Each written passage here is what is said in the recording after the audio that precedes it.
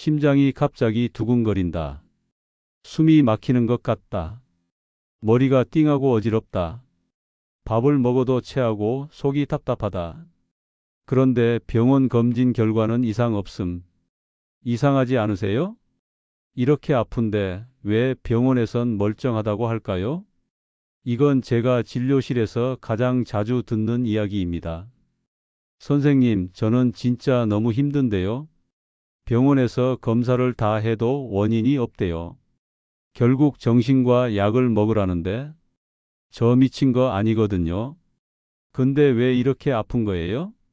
그렇게 말씀하시는 분들의 얼굴에는 답답함, 억울함, 그리고 외로움이 서려 있습니다.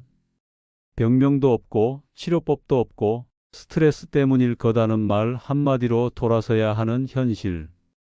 여러분, 이런 증상이 반복되면 내가 나약한가? 진짜 마음의 문제인가? 스스로를 의심하게 됩니다. 하지만 아닙니다. 당신의 몸에 실제 문제가 있는 것입니다. 그 이름은 바로 자율신경실조증. 저는 40년 넘게 진료해오며 수많은 환자들의 아픔을 곁에서 지켜봐온 의사 김재훈입니다.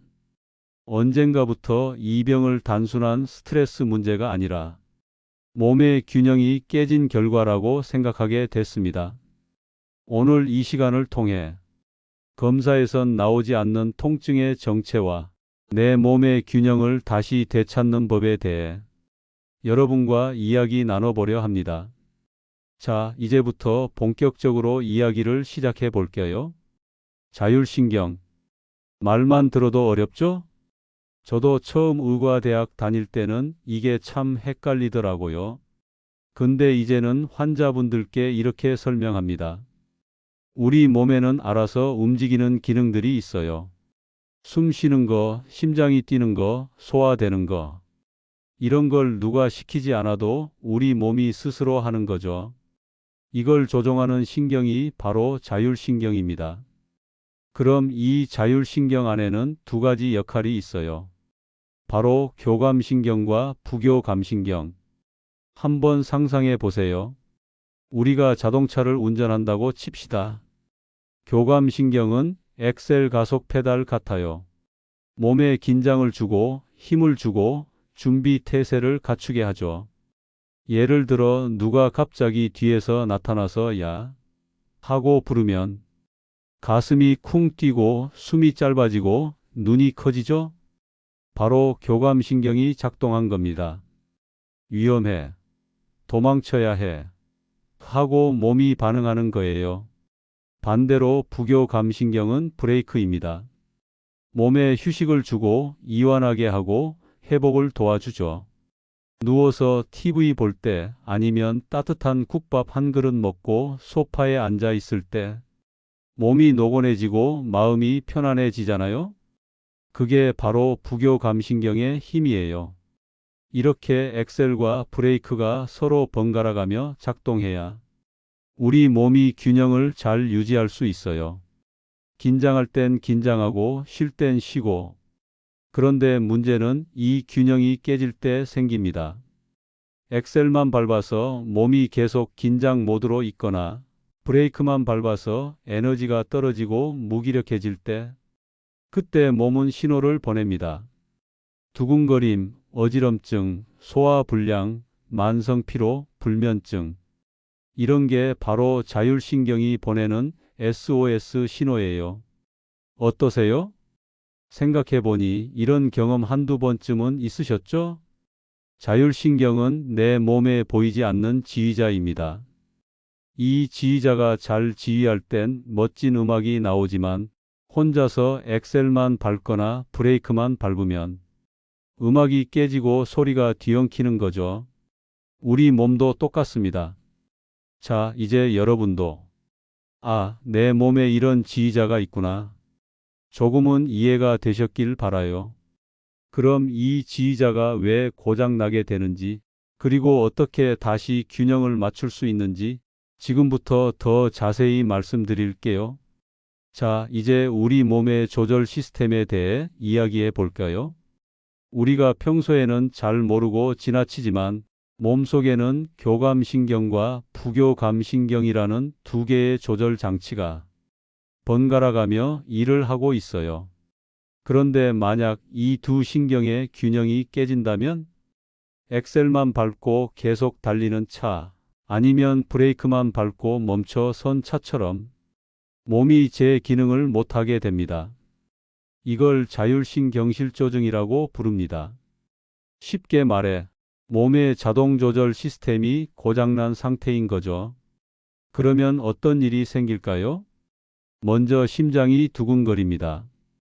괜히 불안하고 가슴이 철렁 내려앉는 느낌, 숨이 막히는 것 같고 어떤 날은 숨을 쉬는 게 힘겹게 느껴지기도 해요.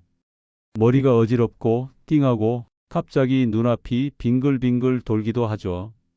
밥은 먹었는데 소화가 안 되고 속이 더부룩하고 답답합니다. 배가 자주 아프거나 트림이 자꾸 올라오거나 혹은 신물이 올라오는 느낌이 들기도 해요. 밤에는 잠이 오지 않습니다. 누웠는데도 심장이 두근거려서 머릿속 생각이 멈추질 않아서 계속 뒤척이다가 새벽을 맞이하게 됩니다. 어떻게든 잠을 청해 보려고 애쓰지만 결국 아침이 되면 잠을 잔 건지 못 잔 건지 모를 피곤함이 남죠. 하루 종일 몸이 무겁고 기운이 없고 아무 일도 하기 싫어집니다. 그리고 이런 증상이 하루 이틀이 아니라 몇 달, 몇 년씩 이어지면 사람 마음이 얼마나 무너지는지 저는 진료실에서 정말 많이 봐왔습니다. 더 안타까운 건 병원에 가서 검사를 다 받아도 이상 없습니다라는 말만 돌아온다는 겁니다. CT도 찍어보고 MRI도 찍어보고 피 검사, 심전도, 위내시경 다 해도 큰 문제 없으십니다 라고만 이야기하죠. 그 말을 들으면 처음엔 안심이 되지만 그 다음엔 더 불안해집니다. 그럼 이 아픔은 뭐지? 내가 너무 예민한 건가? 정신적인 문제인가? 스스로를 의심하게 되고 주변에서도 스트레스 때문 아니야? 신경 좀 꺼라고 쉽게 말합니다. 하지만 아닙니다. 자율신경실조증은 실제로 몸의 균형이 무너진 상태입니다. 병명은 없어도 수치로 보이지 않아도 몸은 분명히 신호를 보내고 있는 거죠. 우리 몸은 긴장과 이완, 엑셀과 브레이크, 이 두 가지가 조화를 이뤄야 건강하게 돌아갑니다.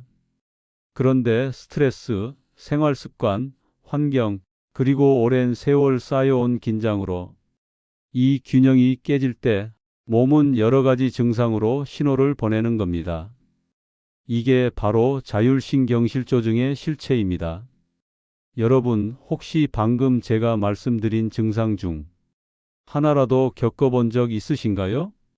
그렇다면 지금부터 이 균형을 어떻게 되찾을 수 있는지 저와 함께 한 걸음씩 배워보시죠.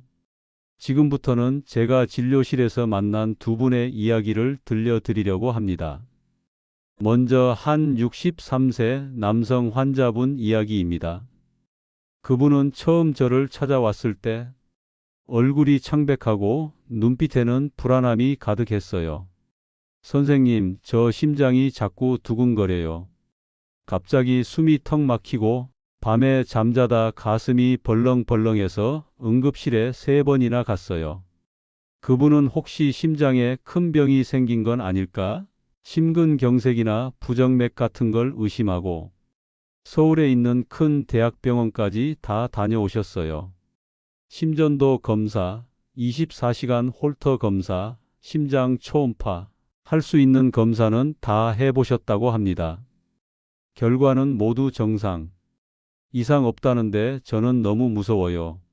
언제 또 심장이 벌렁거릴지 몰라서 밖에도 못 나가겠어요. 그분은 그렇게 일상생활이 멈춰버린 상태였습니다. 제가 말씀드렸습니다. 선생님, 심장에는 아무 문제가 없지만 이건 몸이 긴장 상태에서 벗어나지 못하고 있다는 신호입니다. 자율신경이 계속 엑셀만 밟고 있는 거예요. 그분은 한참을 조용히 앉아 계시다가 작게 이렇게 말씀하셨습니다. 아, 그래서 내가 이렇게 힘들었구나. 그 말을 하시면서 눈가가 살짝 젖으셨습니다.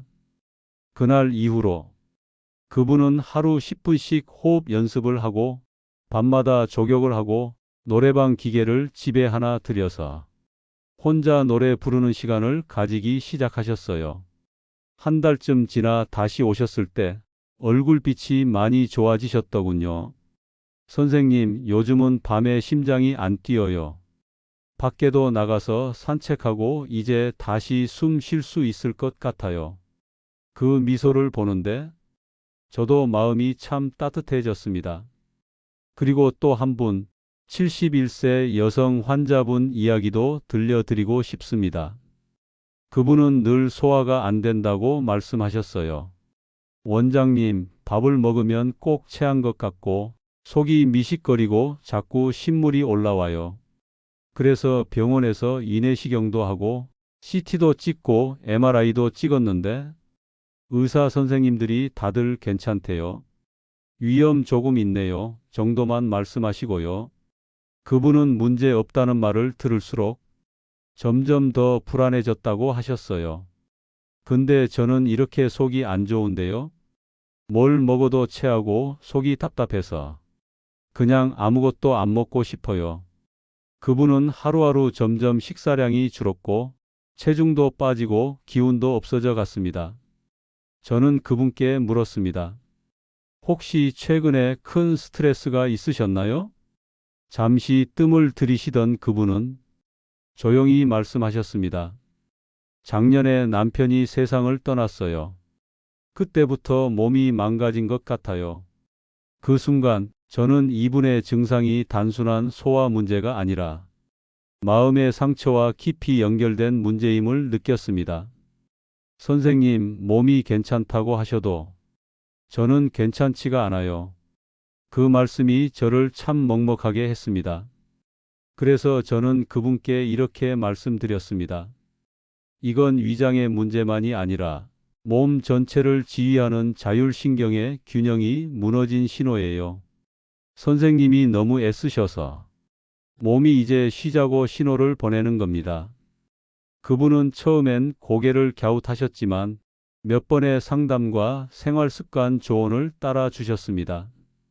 하루에 잠깐씩 햇볕을 쬐며 산책하기, 따뜻한 물에 조격하기, 식사 전에 폭식호흡 3번 하기. 조금씩 아주 조금씩 몸에 변화가 찾아왔습니다. 2달쯤 지난 어느 날 그분은 미소 지으며 이렇게 말씀하셨습니다. 요즘은 밥맛이 조금씩 돌아와요. 아침에 눈을 떠서 오늘은 뭐 먹을까 이런 생각이 들어요. 그 순간 저는 느꼈습니다. 몸은 마음은 조금씩이라도 자신을 돌볼 수 있으면 다시 살아날 수 있구나. 여러분, 이 두 분의 이야기는 결코 남의 이야기가 아닙니다. 혹시 여러분도 검사에선 멀쩡하다고 하지만 몸이 힘든 날들을 보내고 계신다면 그건 여러분의 몸이 나 좀 돌봐줘 하고 보내는 신호일 수 있습니다. 이제 그 신호를 무시하지 말고 함께 그 균형을 되찾아보면 어떨까요? 그럼 이제 왜 이런 일이 생기는 걸까요? 왜 우리 몸은 이렇게 긴장만 하고 쉬지를 못하는 걸까요? 저는 진료실에서 이런 질문을 참 많이 받습니다. 선생님, 저는 그냥 평범하게 살았는데요. 왜 갑자기 이런 증상이 나타난 거죠? 사실 우리 시대엔 몰랐던 병이에요. 어르신들 젊은 시절엔 이런 병이란 이름조차 없었죠. 그런데 요즘은 이 자율신경실조증으로 고생하는 분들이 정말 많아졌습니다. 왜일까요? 그건 우리 삶의 방식이 바뀌었기 때문입니다. 예전엔 몸을 많이 움직였어요. 걷고 일하고 몸을 쓰는 시간이 많았습니다. 그런데 요즘은 하루 종일 앉아 있거나 TV나 스마트폰을 보거나 몸은 가만히 있는데 머리는 계속 긴장하고 생각하고 걱정하고 몸이 쉴 틈이 없습니다. 마음은 긴장하고 몸은 움직이지 않고 스트레스는 쌓이고 그러다 보니 엑셀만 밟고 브레이크는 못 밟는 차처럼 몸이 계속 긴장 모드로 남아 있는 거예요. 이게 반복되면 처음엔 잘 버티다가 어느 순간 몸에 경고등이 켜집니다. 가슴이 두근두근, 숨이 막히고 어지럽고 잠이 안 오고 소화가 안 되고 그때 우리는 병원에 갑니다. 검사를 받습니다. 근데 이상 없습니다. 왜냐면 이건 몸의 기계가 고장 난 게 아니라 몸을 조절하는 시스템에 문제가 생긴 거거든요. 우리 몸은 원래 긴장할 땐 긴장하고 쉴 땐 쉬고 이 두 가지가 자연스럽게 오가야 건강합니다. 하지만 현대인은 긴장하는 법만 배웠고 쉬는 법은 배우지 못했습니다. 요즘 세상은 아침부터 뉴스, 걱정, 전화, 일, 마음이 쉴 틈이 없죠. 몸도 머리도 늘 경계하고 준비하고 버텨야만 하는 상황. 그래서 자율신경의 균형이 무너진 겁니다. 이건 단순히 스트레스 때문만이 아니에요. 오랜 시간 쌓인 습관, 생활 방식, 마음의 긴장, 이 모든 게 원인이 됩니다. 그리고 그 결과 몸은 마치 기름 없는 차처럼 어느 날 멈춰 서버립니다. 여러분, 혹시 괜찮다, 괜찮다. 계속 참고만 오셨나요? 이 정도는 다들 겪는 거지. 하며 넘기셨나요? 그게 바로 몸이 브레이크를 밟지 못하게 하는 위험 신호일 수 있습니다. 이제라도 엑셀에서 발을 떼고 브레이크를 살짝 밟아야 할 때입니다. 몸은 신호를 보냈고 이제 우리가 그 신호에 귀 기울여야 합니다. 조금씩 작게라도 멈추고 쉬어주는 것, 그게 바로 회복의 시작입니다. 그럼 이제 이 자율신경의 균형이 깨지면 우리 몸에 어떤 신호가 나타나는지 말씀드릴게요. 먼저 두통입니다.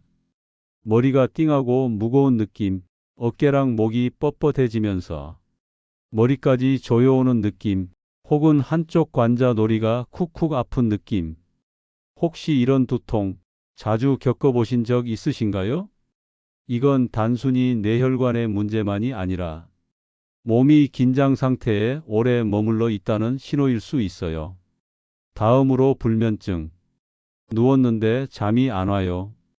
계속 뒤척이다가 새벽에 겨우 잠들어요. 밤에 자꾸 깨요. 이런 이야기를 정말 많이 듣습니다. 자율신경이 긴장 모드에 머물러 있으면 몸은 쉬고 싶어도 긴장을 풀지 못합니다. 그래서 잠자리에 들어도 마음은 계속 깨어 있고 가슴은 두근거리고 생각은 멈추질 않죠. 결국 아침에 일어나면 잠은 잤는데 더 피곤한 상태가 됩니다. 또 하나, 손발이 유난히 차갑다는 분들. 수족 냉증은 혈액순환에 문제가 있을 때도 나타나지만 사실 교감신경이 과도하게 활성화될 때도 많이 나타납니다. 몸은 위급 상황이라고 착각해서 손발의 혈관을 조여버리는 거죠. 그래서 손이 얼음장 같아요. 발끝이 시려서 잠을 못 자겠어요. 이렇게 말씀하시는 분들이 많아요. 혹시 여러분도 여름에도 양말 신고 주무시나요? 그리고 속쓰림, 소화불량. 식사를 하고 나면 속이 더부룩하고 신물이 올라오고 자꾸 트림이 나오고 배가 뭉친 것 같은 느낌. 위내시경을 해봐도 별 이상 없다는데 왜 이렇게 불편할까요? 이것 역시 긴장 상태에서 위장의 움직임이 떨어진 결과입니다. 몸이 긴장하면 소화기관에 보내는 신호가 줄어듭니다. 그래서 소화가 더디고 속이 불편하고 음식을 먹어도 체한 느낌이 드는 거죠. 그리고 마지막으로 많은 분들이 말씀하시는 공황 증상. 갑자기 숨이 막히는 느낌, 가슴이 철렁하고 이러다 죽는 거 아니야? 싶은 두려움. 응급실에 실려가도 심장은 괜찮습니다. 이상 없습니다라고 말하지만 당장은 너무 무섭고 불안한 그 느낌. 이런 증상들도 자율신경의 균형이 무너졌다는 신호입니다. 여러분, 혹시 지금 말씀드린 증상 중 하나라도 겪어본 적 있으신가요? 혹시 검사를 해도 정상이라는 말을 들었지만 몸은 여전히 힘들었던 적 있나요? 그렇다면 여러분의 몸은 이제 그만 긴장하고 쉬자는 신호를 보내고 있는지도 모릅니다. 이 신호를 무시하고 참고만 있으면 더 깊은 피로와 통증으로 이어질 수 있습니다. 이제는 그 신호에 귀를 기울여야 할 때입니다. 그럼 이제 이렇게 무너진 자율신경의 균형을 어떻게 다시 회복할 수 있을지 말씀드릴게요. 약, 특별한 치료법, 물론 필요할 수도 있습니다. 하지만 저는 생활 속 작은 실천이 가장 큰 힘을 낸다고 믿습니다. 그 첫 번째 방법, 조금 의외일 수 있어요. 바로 노래 부르기입니다. 제가 진료실에서 환자분들께 하루에 한 곡씩만이라도 노래를 불러보세요. 라고 말씀드리면 다들 웃으십니다. 선생님, 노래방 가라는 거예요? 하고요. 맞습니다. 노래를 부른다는 건 단순히 소리를 내는 게 아니에요. 노래를 부르려면 자연스럽게 깊은 숨을 쉬게 됩니다. 이 깊은 숨, 바로 복식호흡으로 이어지죠. 복식호흡은 몸의 긴장을 풀고 교감신경을 진정시키는데 아주 좋은 효과가 있습니다. 특히 혼자 노래 부르기, 집에서 조용히 흥얼거리기라도 괜찮아요. 소리 내어 노래를 부르면 마음도 시원해지고 몸도 편안해지고 잠자기 전 마음의 긴장을 내려놓을 수 있습니다. 두 번째 방법은 깊은 숨쉬기입니다. 우리는 평소에 짧고 얕은 숨을 쉽니다. 하지만 깊은 숨을 쉬면 우리 몸의 브레이크, 부교감신경이 켜집니다. 한번 따라해 보실까요? 코로 천천히 숨을 들이마시고 배가 부풀어 오르도록 숨을 넣어줍니다. 그리고 천천히, 길게 입으로 숨을 내쉽니다. 이걸 하루 3번, 아침, 점심, 저녁 각 1에서 2분씩만 해도 좋습니다. 숨을 깊게 쉬는 것만으로 몸의 긴장을 풀어주는 신호를 우리 뇌에 보낼 수 있어요. 세 번째는 따뜻한 족욕입니다. 여러분, 발은 제2의 심장이라는 말 들어보셨죠? 발에는 온몸으로 향하는 혈관과 신경들이 집중돼 있습니다.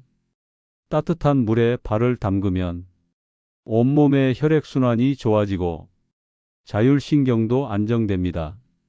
물 온도는 너무 뜨겁지 않게 38에서 42도 정도로 맞추세요. 하루에 15분에서 20분 잠자기 전에 발을 따뜻하게 해주면 마음도 편안해지고 잠도 더 잘 올 겁니다. 그리고 마지막으로 반신욕. 반신욕은 몸의 아랫부분만 따뜻하게 담그는 방법인데요. 허리 아래까지만 따뜻한 물에 담그면 혈액순환이 촉진되고 과도하게 흥분된 교감신경을 진정시켜 줍니다. 온몸을 다 담그는 목욕보다 피로도 덜하고 자율신경에는 더 안정적인 효과가 있어요. 여러분, 이렇게 어렵지 않은 방법들입니다. 노래 한 곡, 깊은 숨 한 번, 따뜻한 물 한 바가지. 그런 작은 시간들이 여러분의 몸에 괜찮아, 이제 좀 쉬자 하는 신호를 보내줄 거예요. 오늘부터 작은 실천 하나씩 시작해 보시면 어떨까요? 여러분, 오늘 제가 말씀드리는 회복법 중 아마 가장 간단하고 가장 소박한 방법이 바로 이거일 겁니다. 바로 계피차 한 잔. 계피차 다들 한 번쯤은 들어보셨죠? 어떤 분들은 그거 향이 강해서 못 먹겠던데 이렇게 말씀하시기도 합니다. 하지만 계피에는 우리 몸에 참 좋은 성분이 들어 있습니다. 그 성분의 이름은 신라말데하이드. 이 성분은 몸 안의 염증을 줄여주고 세균과 바이러스를 억제하고 혈액순환을 좋게 해줍니다. 여러분, 우리 몸의 자율신경은 피가 잘 돌고 몸이 따뜻해야 균형을 되찾을 수 있습니다. 계피는 혈액순환을 돕고 몸을 따뜻하게 해주는데 아주 좋은 식품이에요. 특히 손발이 차갑고 소화가 잘 안 되고 머리가 띵하고 늘 긴장된 느낌이 드는 분들에게 계피차 한 잔이 작은 기적이 될 수 있습니다. 저는 환자분들께 이렇게 말씀드립니다. 하루에 따뜻한 계피차 한 잔, 그게 오늘 여러분의 몸을 위로하는 첫걸음이 될 겁니다. 특별한 약이 아니어도 괜찮습니다. 비싼 보약이 아니어도 괜찮습니다. 그저 따뜻하게 데운 계피차 한 잔이면 몸이야 이제 좀 쉬어도 되겠다 하고 느낍니다. 그렇게 하루하루 몸의 긴장이 조금씩 풀어집니다. 하지만 주의하실 점이 있습니다. 계피차는 건강에 좋은 음식이지만 모든 분께 다 맞는 건 아닙니다. 임신 중이신 분, 모유 수유 중이신 분, 간 질환이나 신장 질환이 있으신 분은 계피차를 피하셔야 합니다. 또 혈액응고 장애가 있거나 항응고제를 드시는 분들도 꼭 주치의와 상담하셔야 합니다. 그리고 계피차를 드실 때 설탕을 넣지 마세요.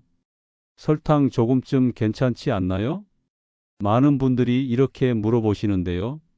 정제된 설탕은 오히려 염증을 키우고 자율신경의 균형을 깨뜨립니다. 계피 본연의 향과 맛으로만 따뜻하게 드시는 게 가장 좋습니다. 계피차 한 잔, 참 소박하지요? 하지만 그 한 잔 속에는 여러분의 몸을 다시 돌보고 스스로를 따뜻하게 안아주는 힘이 담겨 있습니다. 오늘 하루 따뜻한 계피차 한 잔으로 내 몸을 위로해 주시면 어떨까요?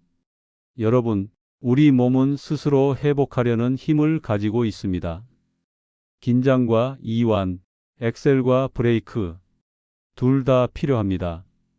달릴 땐 달리고 쉴 땐 쉬어야 몸이 다시 균형을 찾습니다. 오늘 제가 드린 이야기 중 하나라도 마음에 와닿는 게 있으셨다면 그게 바로 회복의 시작입니다. 노래 한 곡, 깊은 숨 한 번, 따뜻한 물에 발 담그기. 이런 작은 실천이 여러분의 몸에 괜찮아, 잘하고 있어 라는 메시지를 보내는 방법입니다. 오늘 제 이야기를 끝까지 들어주셔서 감사합니다. 이 영상이 도움이 되셨다면 구독, 좋아요로 응원해 주세요. 다음에도 건강에 꼭 필요한 이야기로 찾아뵙겠습니다. 여러분, 오늘도 잘 해내셨습니다.